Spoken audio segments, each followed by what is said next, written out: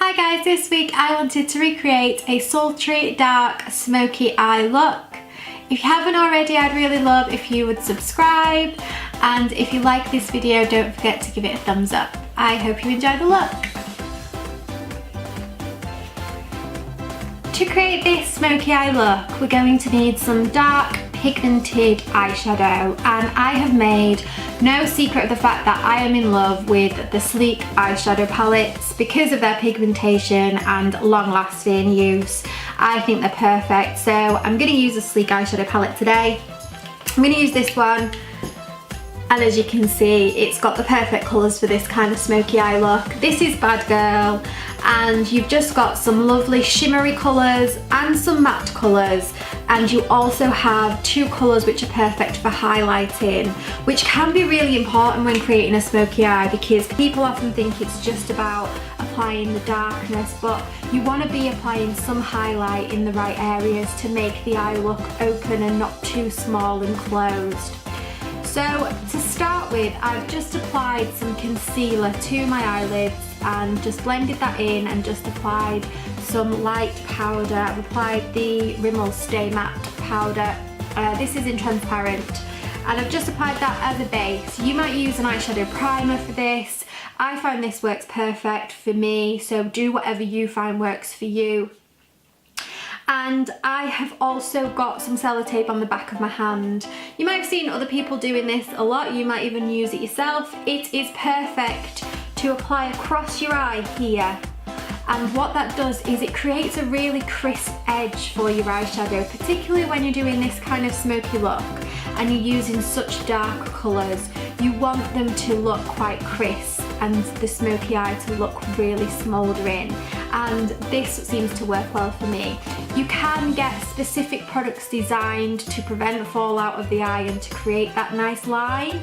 I personally find sellotape works great, and what I do is I just put it on the back of my hand first, and I just take the stickiness out of it, because you don't want anything harsh on this part of the eye, because when you come to take that off, that's going to be painful, and this is just not an area where you want anything like that. So I've taken all the stickiness away from it, and I'm just going to apply that under my eye. So the first colour I'm going to go in with is called Gunmetal, and it's this kind of shimmery colour here. And I'm going to apply this to the whole of my eyelid.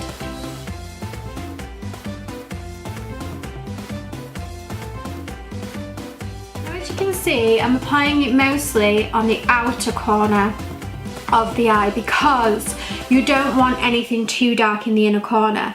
You are going to want the colour to go there, but you aren't going to want it too dark, otherwise no amount of highlighting is going to brighten that area up. So what I am going to do is just blend this out now with a blending brush, and just take that colour right across the eyelid.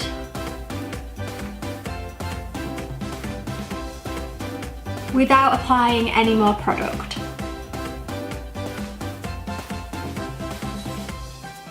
I'm also going quite high up with the colour, just like I would if I was using a lighter eyeshadow colour. So it looks quite scary, and it's quite odd to use such a dark colour for this, but this is exactly the look you wanted.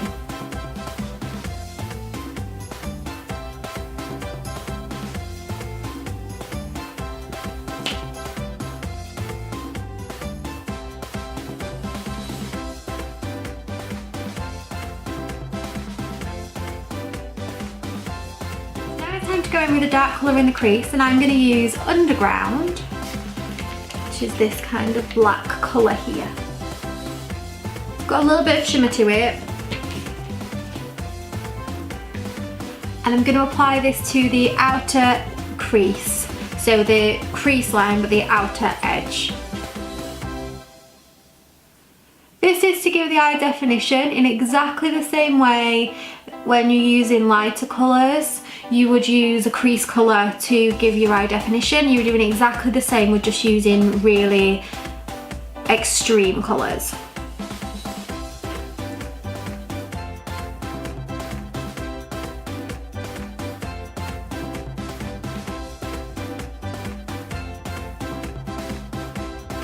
to go in with some of the light colour, which is called Gullible, and it's this colour here. And this is just going to be to brighten that inner corner slightly. You want it to be quite dark because it's a smoky look, but you also want the eye to look quite open and bright, well, as much as you can with a smoky eye.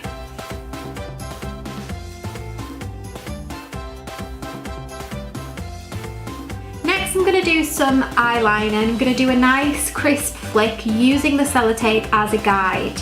I am not going to use eyeliner across the eyelid. I have tried it with this look and I think it just gets lost with the eyeshadow because it's so dark. I don't think it's an addition that's needed, so I'm just going to apply a nice flick to the eyelid. So I've removed the sellotape and now I'm going to do the lower lash line, and I'm going to use Gunmetal, which was the first colour we used, across the whole of the lower lash line. And then I'm going to use the darker colour, Underground, just on the final third of the lash line. Now I'm going to apply some colour to the waterline. If you don't want your smoky eye to look too closed and sultry, and you want the eye to have a bit more of an appearance of it being open, you can use a white eyeliner pencil. I'm going to use a black eyeliner pencil because traditionally with a dark sultry smoky eye that's what you'd use. But I'm actually going to use this eye pencil. It's the Scandalize by Rimmel. It is in Blackmail and it's a real thick crayon. It's not like a regular eye kohl pencil, and I've been having to play around with this. It's like it says it's an eyeshadow crayon, and you can use it across the whole of the eyelid. You could create this look with this pencil, and I've used it where I use it as like an eyeshadow and I blend it out with a brush. It looks quite good. But I actually found that when you use this on the waterline, when you are doing a smoky eye, it seems to really make the look. So I'm just going to apply this in the waterline now. When I finish the smoky eye, I go around with some concealer and I just touch up all of the edges, just keeping that crisp appearance, and just touch up anything if your eyeliner needs touching up or there's a little bit extra eyeshadow needed, and I just kind of do any touch-ups that I needed from that point. So I finished off the look with some false lashes and a nice neutral lip colour, and this is the finished look. I hope you enjoyed watching. If you've got any comments, let me know and I would love to read them and get back to you. If you haven't already, I'd really love if you'd subscribe, and if you like this video, don't forget to give it a big thumbs up. I'll see you next week for another video.